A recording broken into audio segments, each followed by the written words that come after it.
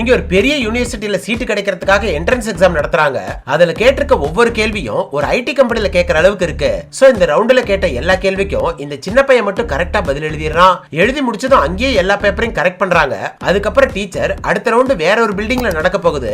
அங்க வரவங்க ஒரு பென்சிலும் ஒரு எரேசரும் மட்டும் தான் எடுத்துட்டு வரணும், இல்லைன்னா டிஸ்குவாலிஃபை பண்ணிரும் சொல்லிடுறாங்க. அவங்க அப்படி சொல்றதை கேட்டதும் ஒரு பசங்களும் கேள்வி கேட்காம அமைதியா இருக்காங்க. ஆனா இந்த பையன் மட்டும் ஒரு பென்சில் தான் சொல்றீங்க, சப்போஸ் நீடில் உடைஞ்சா ஷார்ப்னர் தருவீங்களான்னு கேக்குறான். அதுக்கு அந்த டீச்சர் அதை நாங்களே கொடுப்போம்னு சொல்லிட்டு அடுத்த ரவுண்டுக்கு யாரெல்லாம் பாஸ் ஆயிருக்காங்கன்னு பேரை சொல்றாங்க.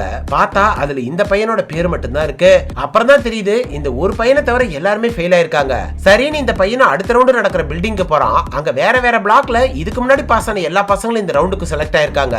ஆனா இந்த எக்ஸாம்ல யாருமே பேசக்கூடாதுன்னு ஒரு புது ரூல்ஸ் சொல்லிடுறாங்க.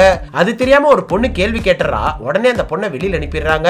சோ இந்த பையன் ஷார்ப்னர் தரேன்னு சொன்னீங்களேன்னு அவனோட செய்கிலே செஞ்சு காட்டுறான். அதை பார்த்த டீச்சர் அவனுக்கு ஷார்ப்னர் கொடுக்குறாங்க. அதுல சிவிடி அவனோட எக்ஸாம் எழுத போயிடுறான். இப்ப கொஸ்டின் பேப்பர் ஓபன் பண்ணா யாருக்குமே அதுல கேட்ட கேள்விக்கு ஆன்சர் தெரியாம முழிச்சிட்டு இருக்காங்க.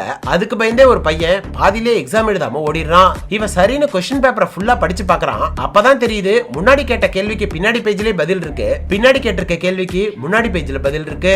அதை கண்டுபிடிச்சதும் சீக்கிரமே அந்த எக்ஸாம் ஃபுல்லா எழுதி முடிச்சிடறான். கடைசியில பார்த்தா ஃபைனல் ரவுண்டுக்கு இவன் மட்டும் தான் செலக்ட் ஆயிருக்கான்.